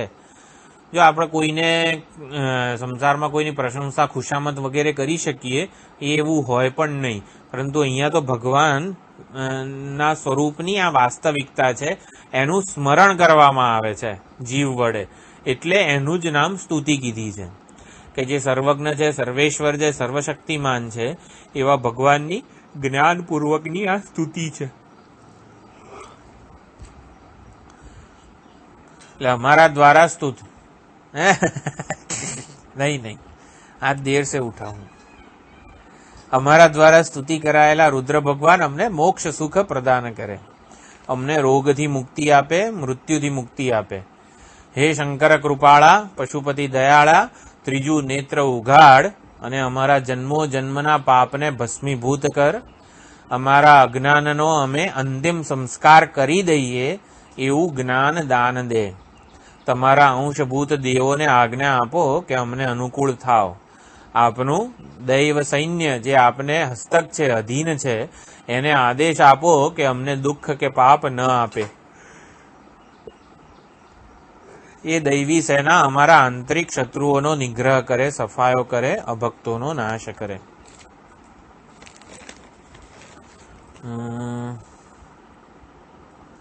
મંત્ર 9. એમાં ભગવાન ઋષિ છે, ત્રિષ્ટુપ છંદ છે, ભગવાન જ દેવતા છે. ગજ ચર્માવૃતતનુમ સ્ફુરત પ્રહરણોજ્જવલમ સર્વ પાપહરમ ધ્યાયેત દેવમ કુંજર ભેદિનમ. જો ગજચર્મથી વીંટળાયેલ શરીરવાળા ગજાસુરનો સંહાર કર્યો હતો, એટલા માટે ગજચર્મ ધારણ કરેલું છે. ગજચર્મથી વીંટળાયેલ શરીરવાળા તેજસ્વી હથિયારોથી સુશોભિત, જે બધાના પાપને હરનારા છે, હરણ કરનારા છે, ગજાસુરના સંહારક રુદ્ર ભગવાનનું હું ધ્યાન ધરું છું. તો આનાથી 5000 વખત દિવસમાં અનુષ્ઠાનથી 9 દિવસ સુધી આ અનુષ્ઠાન કરવામાં આવે તો સુપુત્ર કે સુપુત્રની પ્રાપ્તિ થાય. કૃચ્છ વ્રતનું અનુષ્ઠાન કરીએ તો આ ગજચર્મ જે છે એ એટલે આમાં ઓલી જે દારૂકાવનમાં જે એટલે ઉપદેશ સાર ગ્રંથ જ્યારે ભણાવવામાં આવે ત્યારે પહેલા જે દારૂકાવનની કથા કહેવામાં આવે છે કે કર્મકાંડમાં જે શ્રદ્ધા ધરાવનારા, કર્મકાંડને જે હંમેશા કલ્યાણનું સાધન માનતા હતા, એવા દારૂકાવનના જે બ્રાહ્મણો છે, કર્મકાંડી બ્રાહ્મણો, એ અગ્નિ દેવતાઓનો વિશે યજ્ઞ કરી રહ્યા હતા. એનાથી જ મોક્ષ સુખ અમને પ્રાપ્ત થઈ જશે એવું માનતા હતા. તો એની આખી કથા આવે છે કે એનાથી જ અમને વધારે ને વધારે શક્તિ અને સમૃદ્ધિ મળશે. તો જ્યારે એ લોકો યજ્ઞ કરી રહ્યા હતા આવો, ત્યારે પાર્વતીજીએ શિવજીને કીધું કે આ લોકોના મનોરથ પૂર્ણ કરો. ત્યારે શિવજીએ કહ્યું કે સમૃદ્ધિ માટે એ લોકો આ હવન કરી રહ્યા છે, સમૃદ્ધિ માટે યજ્ઞ કરી રહ્યા છે. જો સમૃદ્ધિ આપણે આપી દઈશું ને તો સમૃદ્ધિનો લોભ વધતો જશે. એટલે સમૃદ્ધિ ક્યારે આશીર્વાદાત્મક હોય, વિવેક વૈરાગ્ય હોય તો સમૃદ્ધિ આશીર્વાદાત્મક, અભ્યુદય જે થાય ને એ આશીર્વાદાત્મક થાય. જો વિવેક વૈરાગ્ય વગેરે સમજ ના હોય, પરિપક્વતા ના હોય, તો પછી સમૃદ્ધિ, બાણાસુર ને રાવણના કેસમાં શું થયું? સમૃદ્ધિ, બધી જ શક્તિઓ પ્રાપ્ત થઈ, સમૃદ્ધિ આવી, પણ કેવું એ વિનાશ નોતરનારી બની. એટલે આપણને જે સમૃદ્ધિ કે લક્ષ્મી પ્રાપ્ત થાય એ આપણું કલ્યાણ કરે એવી બની રહે ને એના માટે આ વિવેક, વૈરાગ્ય, પરિપક્વતા વગેરે બધું જોઈએ. તો શિવજીને થયું કે વિવેક વૈરાગ્ય તો આ લોકોને છે નહીં, આ બ્રાહ્મણોને, અને હું સમૃદ્ધિ આપીશ તો પછી એ લોકોનું પતન થશે, લોભ વધતો જશે. માટે પણ છતાં પણ પાર્વતીજીને આ દરિદ્ર બ્રાહ્મણોની ઘણી દયા આવી. માટે શિવજીએ કહ્યું તો એમનામાં હું જ્ઞાનની ઈચ્છા જન્માવીશ અને પછી સમૃદ્ધિ આપીશ, આવું શિવજીએ કીધું. એટલે જ્ઞાનના સાધક બનાવો તો પછી પાર્વતીજી એમને કીધું. ત્યારે શિવજી સહમત થયા અને ચાલ્યા એ લોકોના માર્ગમાં, દારૂકાવનમાં. ત્યારે વચ્ચે વિષ્ણુ ભગવાન આવેલા છે. તો વિષ્ણુ ભગવાને સહકાર આપવા માટે શિવજીએ કીધું. ત્યારે શિવજી અત્યંત યુવાન ભિક્ષુ બની ગયા, અત્યંત તેજસ્વી યુવાન ભિક્ષુ બન્યા. અને એ બધાના ઘરમાં બ્રાહ્મણ પત્નીઓ જ્યાં બધું પોતાનું કર્તવ્ય કર્મ કરી રહી હતી એ લોકોના ઘરે ગયા, ભિક્ષા માગી. એટલે બ્રાહ્મણ પત્નીઓ પાસેથી ભિક્ષા માગી. આ યુવાન ભિક્ષુનું આવું રૂપ અને એકદમ સુંદર આવું સ્વરૂપ જોઈને બધી બ્રાહ્મણ પત્નીઓ મોહિત થઈ ગઈ અને એ આ ભિક્ષુની પાછળ ચાલવા લાગી. અને વિષ્ણુ ભગવાને મોહિનીનું રૂપ લીધું અને બ્રાહ્મણોને ચલિત કર્યા. એટલે મોહિનીનો પીછો કરતા કરતા બ્રાહ્મણો દૂર જંગલમાં જતા રહ્યા. એટલે એમનો યજ્ઞ ભ્રષ્ટ થયો. યજ્ઞ ભ્રષ્ટ કરવા માટે જ આ લીલા રચવામાં આવી હતી. એટલે નિરાશ થઈને જ્યારે બ્રાહ્મણો પાછા ફરે છે ત્યારે જુએ છે કે પોતાના ઘરે આ બ્રાહ્મણ પત્નીઓ છે જ નહીં. એટલે અને ત્યાં પાછું મોહિની રૂપ પણ ગાયબ થઈ ગયું હતું. એટલે મોહિની રૂપ ગાયબ થયું અને ઘરે પત્નીઓને જોઈ નહીં. એટલે પછી એમણે પોતાની દિવ્ય શક્તિથી જોયું કે આ યુવાન સંન્યાસીએ આવી રીતે પોતાની પત્નીઓને મોહિત કરીને આઘા લઈ ગયા છે. તો આ યુવાન ભિક્ષુને મારવા માટે એમણે એક હાથીનું અને એક વાઘનું સર્જન કર્યું મંત્ર શક્તિથી. એટલે હાથીનો નાશ કરીને શિવજીએ ગજચર્મ ધારણ કરી લીધું, વીંટળી લીધું, અને વાઘનો સંહાર કરીને વ્યાઘ્રાંબર ઉપર બેસી ગયા. તો આમ આવી રીતે બ્રાહ્મણોને પોતાની મંત્ર શક્તિથી પણ આવી રીતે કંઈ કરી ન શક્યા, પ્રભાવ ન પાડી શક્યા. એટલે એમને પોતાની મર્યાદા ખબર પડી, પોતાની મંત્ર શક્તિની મર્યાદા ખબર પડી. એટલે અહંકાર નાશ થયો એમનો. અને બ્રાહ્મણોએ બ્રહ્મવિદ્યા કે પરાવિદ્યાની એ ભિક્ષુમાં આગળ માંગણી કરી. અહીંયા વાઘ એ શક્તિનું પ્રતીક છે અને હાથી અહંકારનું પ્રતીક છે. એટલે ઉપાધિનું અને ઉપાધિના સામર્થ્યનું આ બે પ્રકારનું અભિમાન જે છે ને એ ભગવાનને ગમતું નથી. એ ભગવાન પોતાના ભક્તનું ઉપાધિનું અભિમાન અને ઉપાધિના સામર્થ્યનું અભિમાન ભગવાન પોતે લઈ લે છે, વીંટળી લે છે પોતાના તરફ. એ સામર્થ્યનું અભિમાન ભગવાન આગળ અત્યંત પોકળ છે. એટલે વાઘ અને ગજ કંઈ જ ન કરી શક્યા ભગવાન આગળ. એમ ઉપાધિના સામર્થ્યનું અભિમાન અત્યંત પોકળ છે ભગવાન આગળ. ભગવાન તરત જ એનો ભક્ત માટે ઉપસંહાર કરી નાખે છે. તો આવું કંઈક આ રૂપ અહીંયા આ મંત્રમાં છે. તો પરિણઃ વૃણક્તુ, પરિવૃણક્તુ ક્રિયાપદ છે. પરિણો રુદ્રસ્ય હેતિઃ વૃણક્તુ. આ વેદમાં ઉપનિષદોમાં પણ કેવું છે, ઉપસર્ગ છે ને એ બીજે ક્યાંક હોય અને મૂળ ક્રિયાપદ ક્યાંક હોય. જેમ કે અધિ અને બ્રૂહી જુદું જુદું હતું, એવી રીતે અહીંયા પરિવૃણક્તુ ક્રિયાપદ છે. તો પરિવૃણક્તુ નઃ રુદ્રસ્ય હેતિઃ, ભગવાનનું જે આયુધ છે એ અમારું રક્ષણ કરે, એનો ત્યાગ થાય.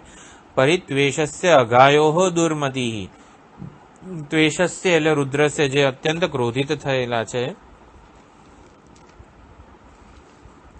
એવા રુદ્રની દુર્મતિ પરિવૃણક્તુ. એટલે ભગવાન રુદ્રમાં એવો સંકલ્પ જન્મે કે આના પાપ એટલે નાશ, નિગ્રહ કરવાનો સંકલ્પ પણ નાશ થઈ જાય એવો ભક્ત અહીંયા પ્રાર્થના કરે છે. સ્થિરા અવતનુષ્વ, એકવાર ભાષાંતર જોઈ લઈએ તો, રુદ્ર ભગવાનના સંહારક આયુધો અમારાથી દૂર રહે. રુદ્રસ્ય હેતિઃ પરિવૃણક્તુ, હેતિ એટલે આયુધ. તો ભગવાનના સંહારક આયુધો અમારાથી દૂર રહે. પછી ભગવાનની સંહારક શક્તિનો સંકલ્પ ભગવાનથી દૂર જતો રહે. પરિત્વેષસ્ય દુર્મતિઃ અઘાયોઃ, અઘાયોઃ એટલે આવી રીતે ભગવાનની સંહારક શક્તિ, દુર્મતિ એટલે સંહારક શક્તિનો સંકલ્પ એ ભગવાનથી દૂર જતો રહે. એટલે ભગવાન અત્યંત આવી રીતે સંહારક રૂપ ક્યારેય ધારણ ના કરે. પછી મીઢવ એટલે આપણે જોયું હતું શરણાગતનો તારણહાર, કે જે ભક્ત માટે અત્યંત ઈષ્ટની વરસાદ કરનારા છે એવા શરણાગતના તારણહાર એ ઈશ્વર. અવતનુષ્વ એટલે અમારું રક્ષણ કરો. અમે આપની સ્તુતિ, પૂજા, પ્રાર્થના, સેવા, નમસ્કાર કરીએ છીએ. આપના અમોઘ આયુધોને અમારાથી દૂર કરો, કારણ કે અમે આપના ભક્ત છીએ. અમારા સ્વજનો અને સંતાનોને સુખી કરો. તો રુદ્રસ્ય હેતિહિ પરિવૃણક્તુ એટલે શું? રુદ્રસ્ય હેતિહિ પરિવર્જયતુ કદાચિત અપી મામ ન વિદ્યતુ, ક્યારેય અમને વિંધે નહીં. અને દુર્મતિહિ પરિવૃણક્તુ એટલે પરિતઃ ક્રોધેન દીપ્તસ્ય રુદ્રસ્ય દુર્મતિહિ પરિવૃણક્તુ, ક્રોધથી અત્યંત સંદીપ્ત થયેલા જે છે રુદ્ર, એની સંહારક શક્તિનો સંકલ્પ જે છે એ અમારું રક્ષણ કરે, એ નાશ કરે, અમને છોડીને બીજે ક્યાંક જતી રહે.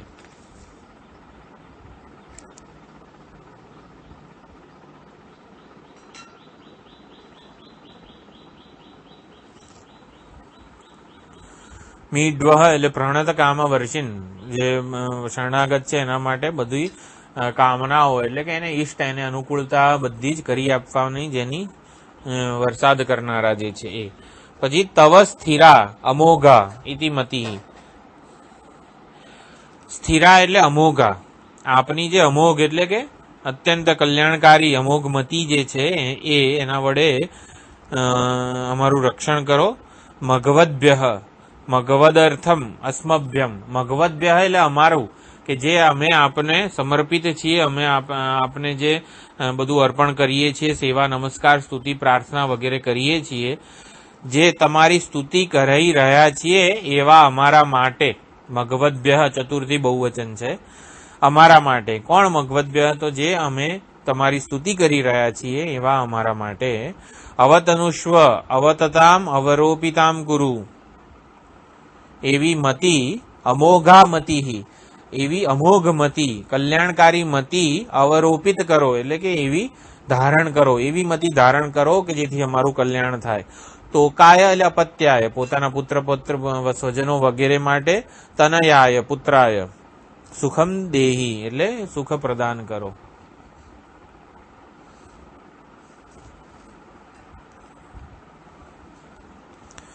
અન્યનું ખૂન કરવા માટે જે આયુધ વપરાય એને હેતી કહેવાય છે. ભગવાનની સંહારક શક્તિ અમારો સંહાર ન કરે. અત્યંત ક્રોધિત ભગવાનમાં મનમાં રહેલો સંહાર કરવાનો સંકલ્પ અમને હાનિ ન પહોંચાડે, એ દૂર જતો રહે. પણ ભગવાન કેમ આવો સંહારક સંકલ્પ કરે? ભગવાન તો દયાળુ નથી? તો કે પાપ કર્મ ફળદાતા જે છે ને એ આ સંહારક સંકલ્પ છે. આપણને પાપ કર્મનું ફળ આપવા માટે જે સંકલ્પ કરવો પડે, જેમ આપણે કીધું હતું સર્વાંતર્યામી અને સર્વેશ્વરત્વ, સર્વાંતર્યામિત્વ. તો સર્વેશ્વર એટલે વિચાર સૂત્રથી, જે સર્વેશ્વર જે છે વિચાર સૂત્રથી જે બધાનું સંચાલન નિયમન કરી રહ્યા છે. તો આપણા મનમાં એક વિચાર એવો મૂકે કે કંઈક પાપાચરણ કે ગમે તે થાય, તો એ પાપ કર્મ ફળદાતા ભગવાનનું આયુધ છે. તો એવા આયુધોને, એવા સંકલ્પોને દૂર રાખો અમારાથી. અઘમ પાપમ ક્રોધ સાધનત્વેન ઈચ્છતિ, એટલે પાપ કરાવડાવે છે ભગવાન અને પછી ગુસ્સે થઈને પાપ કર્મનું ફળ આપે છે. તો એવું ના કરો, અમે ભક્તો છીએ આપના. એટલે જીવોના પાપના બહાને જીવો પર ક્રોધિત થનારા છે. અથવા તો ઘણીવાર એવી ભૂલો આપણાથી થતી હોય છે કે કેમ પછી ભગવાન પાપ કર્મનું ફળ આપે એટલે કે દુઃખ આપે. એટલે દુઃખ પણ કંઈક પરિપક્વતા માટે જરૂરી પણ હોય છે. તો પાપના બહાને જીવો ઉપર ક્રોધિત થાય, જેમ માતા બાળક ઉપર ક્રોધિત થાય કોઈ વખત, તો એના માટે બાળકનું હિત જ અગત્યનું છે. અંદરથી તો હિત જ ઈચ્છે છે. તો અહીંયા ભગવાનને પ્રાર્થના કરવામાં આવે છે કે ક્રોધિત થનારા હે ભગવાન, આપની અમને મારવાની બુદ્ધિ જ ના જન્મે, એ અમારાથી દૂર જતી રહે. એવી આપની જે મતિ છે અમારાથી દૂર જતી રહે. અમને જોઈને તમારામાં આવી બુદ્ધિ ના જન્મે. ભગવાન પાસે ઈજા પહોંચાડવાનું કયું આયુધ છે? તો ભગવાનને કંઈ આયુધની જરૂર નથી. આપણા પોતાના કર્મો જ ભગવાનના આયુધો છે. યોગ્ય સમય, યોગ્ય સ્થળ, નિમિત્તો ઊભા કરી આપણા પાપ કર્મોનું ફળ ભગવાન આપણને આપે છે. આપણી પાસે એક મહાન વસ્તુ છે પ્રાર્થના. આપણે પ્રાર્થના કરીએ કે મારા વિહિત નિષિદ્ધ ઘણા બધા કર્મો છે, આ કર્મો છે છતાં પણ મારા પર અનુગ્રહ જ વરસાવો, અનુગ્રહની વર્ષા કરો, મને આપના અનુગ્રહની ઘણી જરૂર છે, મારા કર્મોને ધ્યાનમાં ન લો આપ. હે મીઢવહ, હે શરણાગતના તારણહાર, ભક્ત માટે અનુગ્રાહક રૂપ ધારણ કરો, ભક્ત માટે અનુકૂળતા કરી આપો.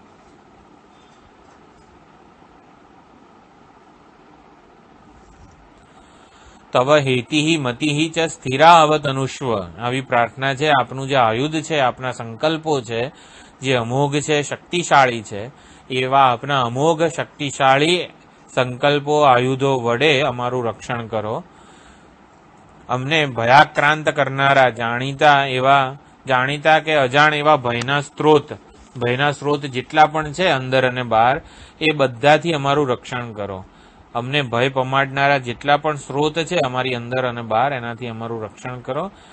અમે આપને સમર્પિત જીવન જીવી રહ્યા છીએ, અમને સુખી કરો. શંતનોતુ મે મંગલમ દિશતુ મે. આ શરણાગતિ બ્રહ્માસ્ત્ર જેવી છે.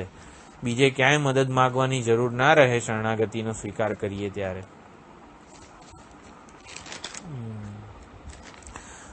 ભગવાનના આયુધો અમારાથી દૂર રહે, આયુધોના વિષય અમે ન બનીએ, પાપ કરીને જીવન વિતાવવાની ઈચ્છા અમારામાં ન જન્મે. વિહિત કરણ અને નિષિદ્ધ વર્જન. વિહિત જ કરણ થાય એટલે વિહિત જ કર્મો કરીએ અને નિષિદ્ધનું ક્યારેય આચરણ ન કરીએ, એવું સુંદર ધર્માચરણ જ જીવન બને અમારું, જેથી ભગવાનને ક્રોધ કરવાનો અવસર જ ન આવે.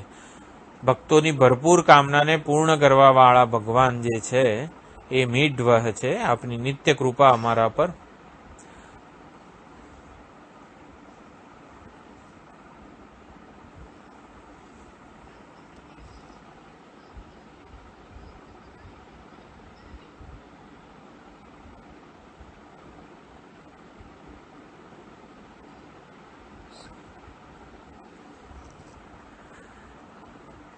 એટલે ભગવાનના આયુધો અમારાથી દૂર રહે. હે એટલે ભક્તોની ભરપૂર કામનાને પૂર્ણ કરવા વાળા મીઢવહ જે છે ને એ આવું છે. એનો અર્થ ભક્તોની ભરપૂર કામનાઓને પૂર્ણ કરવા વાળા હે મીઢવ, આપની નિત્ય કૃપા સ્થિરા જે છે ને એ નિત્ય કૃપા અમારા પર બની રહે, આપના ભક્તો પર ફેલાવો. અવતનુષ્વ, આપની નિત્ય અમોઘ કૃપા અમારા ઉપર ફેલાવો. બાળકોને અને વિશેષ કરીને સત્પુત્ર જે છે એને સન્માર્ગે જે છે એ સર્વત્ર આપના યશગાન કરતા રહે, આપની કીર્તિ ફેલાવતા રહે આ સમાજમાં. એટલે ભગવાનના ને આવી રીતે મીઢવ કહીને એમના સ્વભાવનું યાદ કરાવે છે. આ હેતુ ગર્ભિત સંબોધન છે.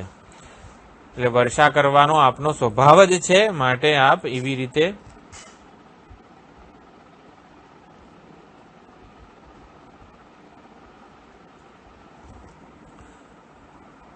મીઢવ હેતુ ગર્ભિત સંબોધનથી ભગવાનની કૃપા વરસાવો, એવું આપણે પ્રાર્થના કરી રહ્યા છીએ. તો આધ્યાત્મિક અર્થ ભગવાનની હેતી કઈ છે? તો અવિદ્યા એ ભગવાનની હેતી એટલે કે આયુધ છે. તો ભગવદ વિષયક અજ્ઞાન જ અમારા પુનર્જન્મનું કારણ બને છે. તો આ અવિદ્યા કોઈ દિવસ અમને હેરાન ન કરે. અવિદ્યા પરિવૃણકતુ રુદ્રસ્ય હેતિ પરિવૃણકતુ. તો ભગવાનની હેતી, ભગવાનની અવિદ્યા જે છે એ પરિવર્જયતું કદાપી મામ ન વિદ્યતું. તો અમે અવિદ્યાનો વિષય એટલે અવિદ્યાના લીધે હેરાન ન થઈએ, અમારે પુનર્જન્મનું કારણ ન બને. પછી ત્વેષસ્ય જે છે રુદ્રસ્ય એટલે ત્વેષ એટલે અહંકાર, એટલે આધ્યાત્મિક અર્થઘટન અહંકાર છે. તો અવિદ્યા દ્વારે એટલે ત્વેષ એટલે આમ તો પ્રજ્વલિત, ક્રોધિત, પ્રજ્વલિત અગ્નિ જયારે પ્રજ્વલિત થાય ત્યારે એને ત્વેષ કહેવામાં આવે. તો અવિદ્યા પ્રજ્વલિત કાર્યાન્વિત થાય ત્યારે પ્રથમ અધ્યાસ અહંકારનો થાય છે. પહેલા ધર્મી અધ્યાસ થાય અને પછી ધર્મ અધ્યાસ થતો હોય છે. એટલે હું શરીર છું એ ધર્મી અધ્યાસ છે, એટલે અહંકારનો અધ્યાસ છે. પછી શરીરના ધર્મોને હું મારા ધર્મો વાળો માનતો હોઉં છું, એ ધર્મ અધ્યાસ છે. તો અવિદ્યા પ્રજ્વલિત થાય, કાર્યાન્વિત થાય ત્યારે પ્રથમ અધ્યાસ અહંકારનો થાય છે. તો એ જે અહંકાર જે છે એ પરિવૃણકતું પરિતઃ દીપ્તસ્ય રુદ્રસ્ય દુર્મતિ પરિવૃણકતું. હા, તો એ અહંકારનો વિષય અમે ન બનીએ. અમારામાં આવી રીતે અહંકાર પ્રેરિત, સ્વાર્થ પ્રેરિત કોઈ પણ પ્રવૃત્તિનો સંકલ્પ ન જન્મે. જો દુર્મતિ ન જન્મે એટલે અહંકાર પ્રેરિત, સ્વાર્થ પ્રેરિત જેટલી પણ પ્રવૃત્તિ કરવાની સંકલ્પ જન્મતો હોય છે એ ન જન્મે. અમે નિષ્કામ બની રહીએ. એટલે દુર્મતિ જે છે એ અમારાથી દૂર જ રહે. મઘવદ્ભ્ય, મઘવદ્ભ્ય એટલે શું? યત કરોશી યદશ્નાસી યજ્જુહોશી દદાતિસી યત તપસ્યસી કોંતે તત્કુરુષ્વ મદર્પણમ. મઘવદ્ભ્ય એટલે આ સર્વ કર્મ સમર્પણ રૂપી હવિષ પ્રદાન કરનારા અમે. એટલે અમે જે ભક્તો, અમે આપણે સર્વસ્વનું સમર્પણ કરનારા છીએ, એમનું સ્થિરા પ્રજ્ઞા અવતનુષ્વ, સ્થિરયા પ્રજ્ઞયા અવતનુષ્વ, એનું અમને સ્થિર પ્રજ્ઞા પ્રદાન કરીને અમારું કલ્યાણ કરો. અમારામાં આવી અહંકાર કે અવિદ્યાનો નાશ કરો અને સ્થિત પ્રજ્ઞા પ્રદાન કરો. સર્વકર્મ સમર્પણ રૂપી અમે કરેલું છે, માટે એવામાં અમને જ્ઞાન સિવાયના બધા સંકલ્પોને એનો ત્યાગ કરો. 9 મંત્ર થયા, આમ તો 12 મંત્રો છે, આવતી વખતે જોઈશું.